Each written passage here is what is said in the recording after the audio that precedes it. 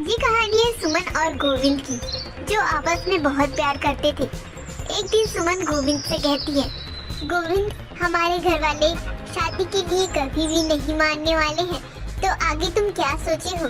आगे हम क्या करने वाले होंगे? ऐसा कुछ नहीं होने वाला है। हमारे घर वाले शादी के लिए मान जाएंगे। तुम चिंता बिल्कुल भी मत करो, मैं अपने पेरेंट्स को मना लूंगा। गोविंद, अब हमें साथ में बहुत साल हो गए हैं, तो अब हमें शादी भी कर लेनी चाहिए। मैं चाहती हूँ कि तुम आज ही अपने घर वालों से बात करो। अगर तुम्हें लगता है कि घर वाले शादी के लिए तैयार हो जाएंगे तो तुम आज ही बात करो। मैं भी आज जाकर अपने घर वालों से बात करूँगी, जिसके बाद हम दोनों की शादी हो जाएगी। सुमन, मैं अभी शादी नहीं करना चाहता हूँ। अभी तो हमारे एंजॉय करने के दिन है, तो तुम एंजॉय करो और टेंशन बिल्कुल भी मत लो। मैं तुमसे ही शादी करूँगा। अभी हमें कुछ बन जाने दो, जिसके बाद हमारे आगे की लाइफ पूरी तरह से सेफ होगी। हमें स्ट्रगल नहीं करना पड़ेगा। तुम्हारी बात तो सही है गोविंद, पर मेरे लिए घर पर आए दिन कोई न कोई रिश्ते आते ही रहते हैं। हर बार मैं रिश्तों को ठुकरा देती हूँ। इस बार तो माँ पापा बहुत ज्यादा परेशान हो गए हैं। इस बार तो मेरी शादी वो लोग करवा कर ही रहेंगे, इसलिए मैं तुमसे ऐसा कह रही हूँ। तुम अगर अपने घर में बात कर लोगे तो अच्छी बात है, नहीं तो मैं किसी और से शादी कर लूंगी, जिससे मेरे मम्मी पापा शादी मेरी तय करेंगे। मैं हर बार ना बोल बोल कर पूरी तरह से परेशान हो चुकी हूँ। अच्छा, तो ये बात है, तुम किसी और से शादी करना चाहती हो? ठीक है, तो फिर आज के बाद मुझसे मिलने की कोई जरूरत नहीं है।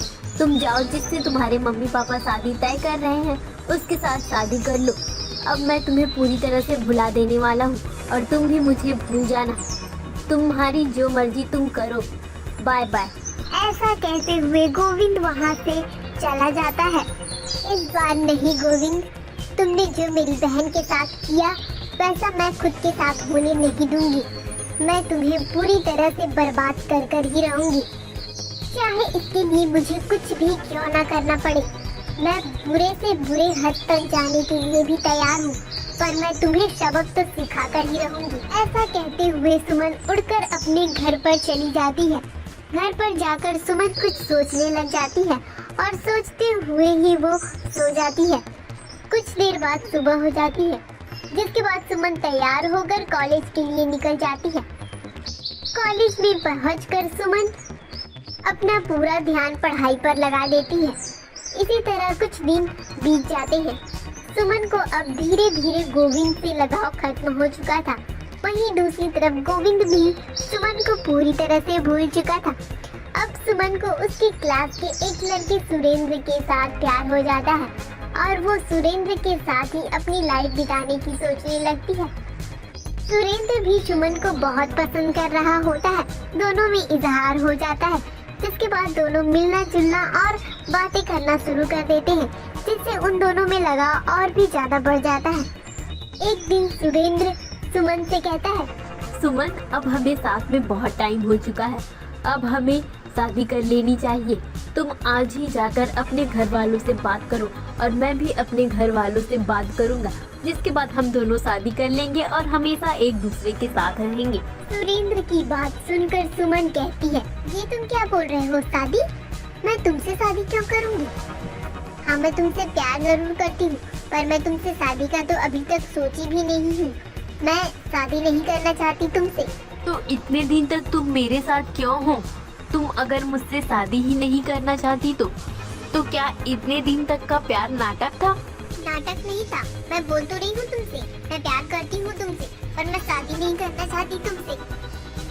और वैसे भी अभी हमारी उम्र ही क्या है, हमें अभी पढ़ाई पर फोकस रखना चाहिए, ना कि शादी करने पर। सुरेंद्र और सुमन दोनों के बीच इसी तरह से बहस हो रही होती है।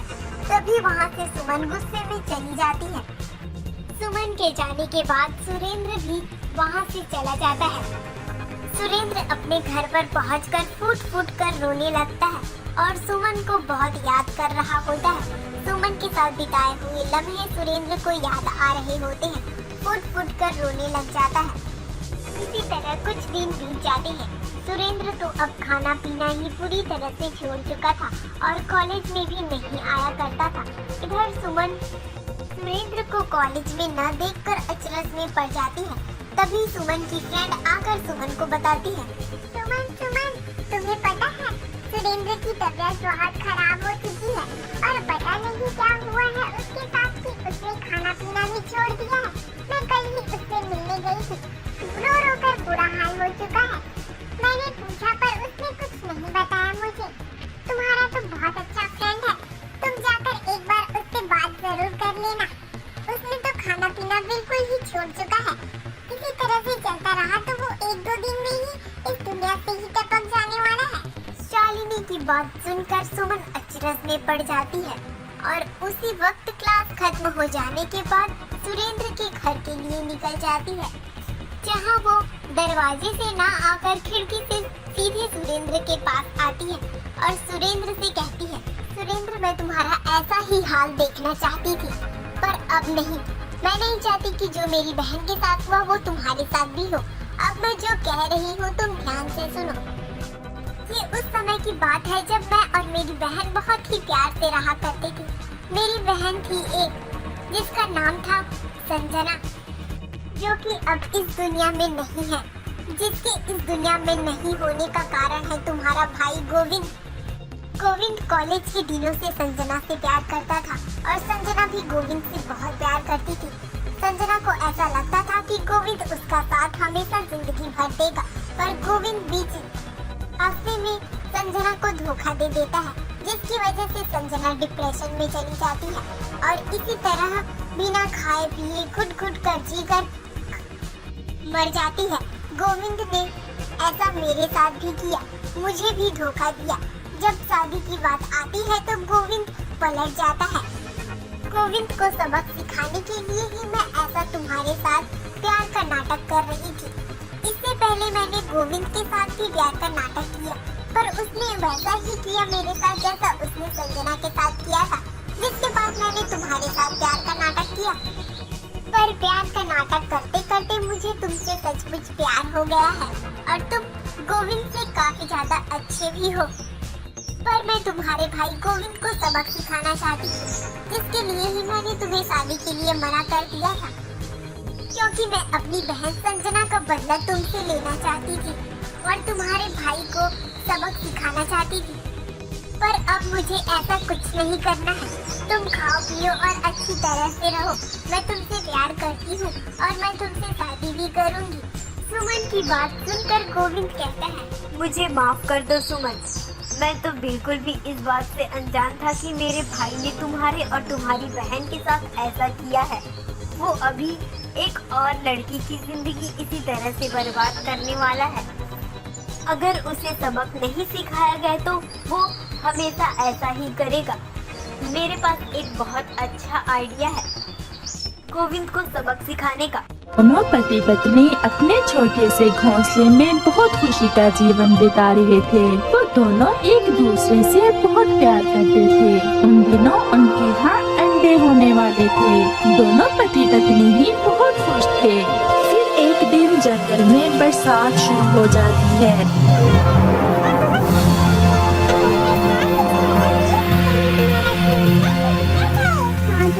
मुझे भी इसी बात की चिंता है। अब इस समय हम कुछ भी नहीं कर सकते। सुबह जब बारिश थोड़ा कम होगी तो मैं कुछ ना कुछ कर लूँगा। अभी वो ये बात भी कर रहे थे कि उनका घोंसला टूटकर गिर जाता है। वो दोनों पति पत्नी बहुत परेशान हो जाते हैं। बरसात भी बहुत ज्यादा थी। उस समय वो कुछ कर भी नहीं सकते थे।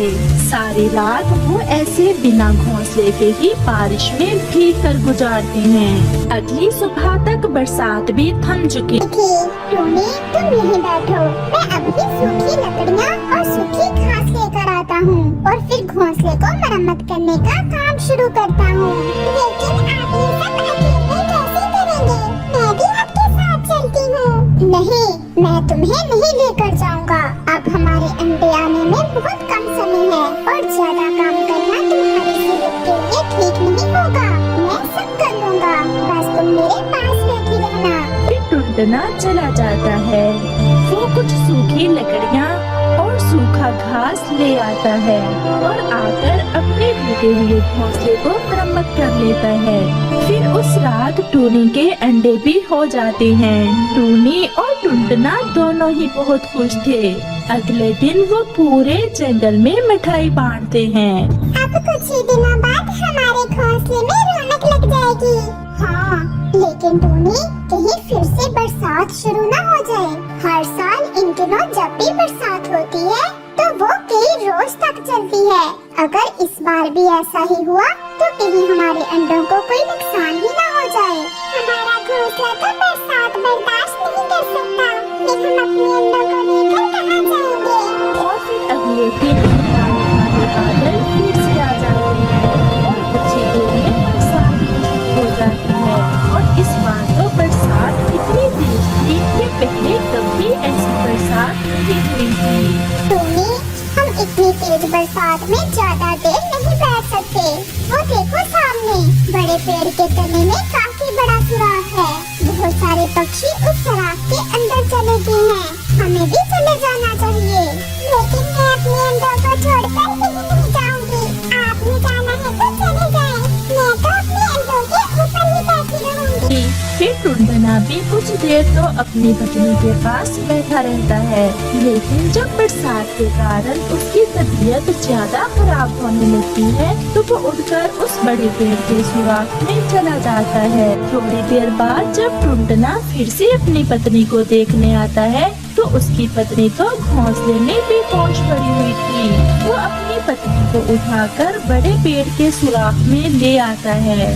फिर ऐसे ही रात हो जाती है। टूनी सारी रात बेहोश ही रहती है। फिर अगली सुबह होने के साथ ही टूनी को भी होश आ जाता है।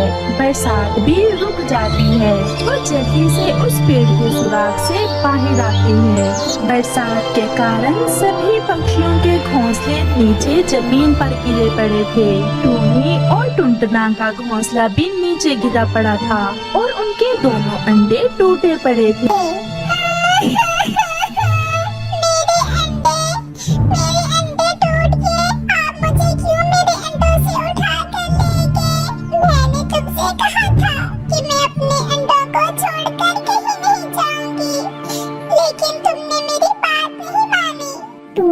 देखो, पूरा जंगल तहस नहस हो चुका है सिवाय तोते के घर के, क्योंकि उसका घर बांस का था।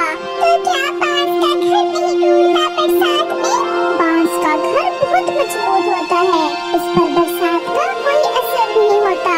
एक बार तो हमने इतनी तकलीफ बर्दाश्त कर ली है, लेकिन आगे नहीं करेंगे। मैं नहीं चाहती कि अगली बार भी मेरे अंडों को कोई नुकसान पहुंचे। मैंने भी फैसला कर लिया है कि हम भी अब बांस का घर ही बनाएंगे। टूनी, लेकिन बांस का घर बनाने में बहुत मेहनत होती है। हम कमजोर हैं, हमसे बांस का घर नहीं बनेगा। आप प्लीज मान जाएं। अगर हम बांस का घर बना लेंगे तो हमारी आने वाली नस्लें सुरक्षित रहेंगी।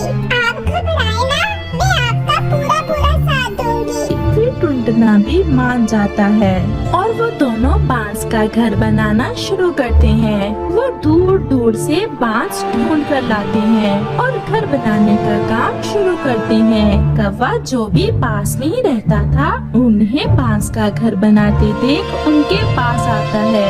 ये तुम ऐसे ही फजूल में मेहनत कर रहे हो। ये बांस का घर बनाना तुम्हारे जैसे कमजोर पक्षियों की बात नहीं है। आप अपने काम से काम रखें, हम अपना बांस का घर जरूर बनाएंगे। फिर कौवा उनका मजाक बनाता हुआ वहाँ से चला जाता है।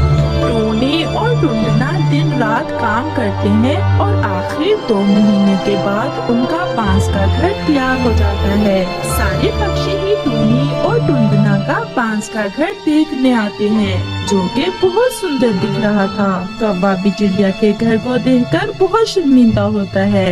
फिर कुछ दिनों बाद चिड़िया फिर से अंडे देती है और फिर उन अंडों से प्यारे प्यारे बच्चे निकलते हैं और वो सारा परिवार अपने बांस के घर में बहुत खुशी खुशी रहते हैं। गोरी कव्वी का पति कालू कौवा पुलिस में इंस्पेक्टर था।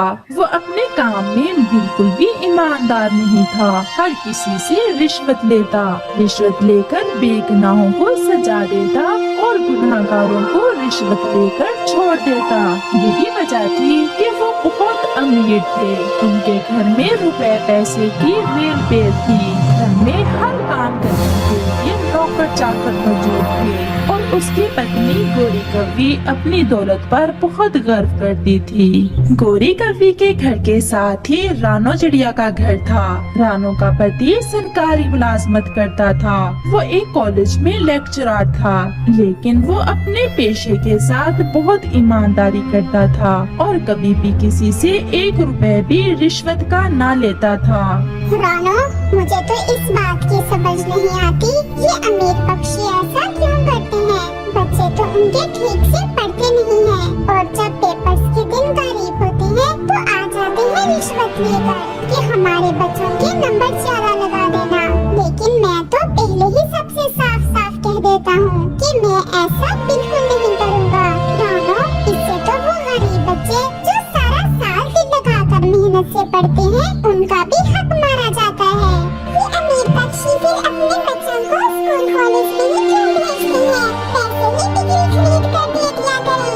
उन्होंने दुनिया वालों को दिखाना जो होता है कि उनके बच्चे पढ़ते हैं। आपके कॉलेज में पढ़ाने वाले बहुत सारे टीचर्स तो रिश्वत ले लेते होंगे। हाँ, बहुत सारे टीचर्स ऐसे हैं जो रिश्वत लेते हैं। लेकिन रानो, मैंने उन टीचर्स को कभी सुकून में नहीं देखा। हमेशा ही वो सब एक अजीब सी परेशानी में रहते हैं। शायद उनके दिलों को सुकून नहीं मिलता। वो दोनों पति पत्नी बातें करते करते सो जाते हैं। दूसरी तरफ इंस्पेक्टर कालू जी तो आज फिर रुपयों से भरा हुआ बैग लेकर आया था। कालू जी, आज तो लगता है कोई तगड़ी पार्टी ही आई होगी आपके पास। हाँ हाँ, 4 कत्ल किए थे उस चील ने, लेकिन हमें क्या, ऐसे अपराधियों की वजह से तो हमारे ऐश होते हैं। उस पार्टी ने तो शहर के बड़े जंगल में बड़ा बंगला देने का भी वादा किया है। गोरी, फिर जग्गू कहाँ है? इतने दिन हो गए मुझसे मिला नहीं। जग्गू कहाँ रहता है ये आजकल? अपने दोस्तों के साथ गया हुआ है किसी पार्टी में। कालू जी, ये जग्गू तो दिन ब दिन बिगड़ता जा रहा है, पढ़ाई तो बिल्कुल भी नहीं करता। तो क्या हुआ? मेरा बेटा अपने बाप की कमाई पर ऐश कर रहा है और पढ़ाई में तो देखना टॉप करेगा मेरा बेटा। आखिर उसके बाप की दौलत कब काम आएगी? ये मानो ही टीचर है ना जग्गू का। कल सुबह हम उसके घर जाएंगे। आज का ये रुपयों का बैग उसे ही दे देंगे। फिर अगली सुबह इंस्पेक्टर कालू कौवा और उसकी पत्नी गोरी मानो और रानो के घर जाते हैं। आइए आइए, आज कैसे आना हुआ?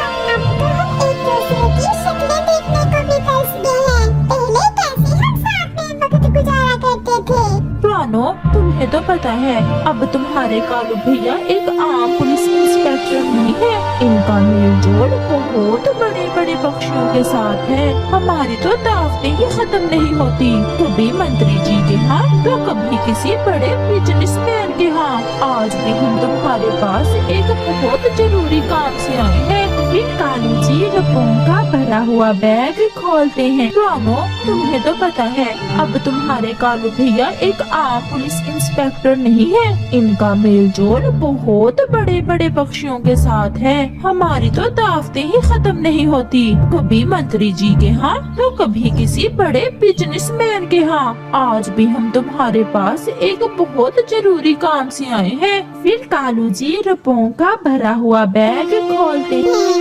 कालू, आप ये नोटों से भरा बैग हमारे घर क्यों लाए हैं? बोलो, अब तुम इतने बच्चे भी नहीं हो जो समझ ना सको। जग्गू तुम्हारी क्लास में पढ़ता है ना, और अब उसके पेपर्स भी होने वाले हैं। अगर आप मुझे रिश्वत देना चाहते हैं तो आप बहुत गलत जगह पर आए हैं। मैं भूखा तो रह सकता हूँ, लेकिन बिक नहीं सकता। आप अपना बैग लेकर यहाँ से चले जाएं। रानो, तुम ही समझाओ अपने पति को। ये ईमानदारी सब जज्बाती बातें होती हैं। अगर जिंदगी में आगे बढ़ना है तो धन दौलत बहुत जरूरी है, वरना सारी जिंदगी इस छोटे से घर में ही गुजर जाएगी। और अपने बच्चे को क्या भविष्य दोगे? अपना नहीं तो अपने बच्चे का ही सोचो। गौरी बहन, माफ करना, हम अपना नहीं अपने बच्चे का ही सोच रहे हैं। आज अगर हम अपने बच्चे को हराम पानी वाला खिलाएंगे तो बड़ा होकर हमारा बच्चा हमें पहचानेगा भी नहीं, वो हमारा नाफरमान ही निकलेगा। और आप जिस जिंदगी की बात कर रहे हैं, उस जिंदगी का तो पल भर का भी विश्वास नहीं है कि कब खत्म हो जाए। और हम भगवान को जाकर क्या मुंह दिखाएंगे कि हम इतने स्वार्थी थे जो कि चंद कागज के टुकड़ों पर बिक गए। और मुझे गर्व है अपने पति पर, जिन्होंने हमें सिर्फ अपनी मेहनत का ही खिलाया है। इस समय अगरचे हमारे पास बंगले गाड़ियां नहीं है, लेकिन जो सुकून है हमारे पास, वो शायद किसी धन दौलत को खर्च करने से नहीं मिल सकता। और हमारा बेटा अपनी मेहनत से हर क्लास में टॉप करता है। और हमें अपने भगवान पर पूरा विश्वास है कि वो हमारी ईमानदारी और मेहनत को कभी जाया नहीं होने देगा। और वैसे भी हमें किसी धन दौलत की कोई जरूरत नहीं है। हम खुद को इस जंगल का सबसे अमीर पक्षी समझते हैं, क्योंकि जो धन दौलत हमारे पास है वो हर किसी के पास नहीं होती। कृपया करके आप यहाँ से चले जाएं। आप गलत घर में आ गए हैं और जाकर कोई अपने जैसा ढूंढें। फिर इंस्पेक्टर कालू और गौरी वहाँ से चले जाते हैं और चिड़ियों का वो परिवार आज और भी सुकून की नींद सो जाता है, क्योंकि नोटों से भरा बैग भी उन्हें आकर्षित नहीं कर पाया।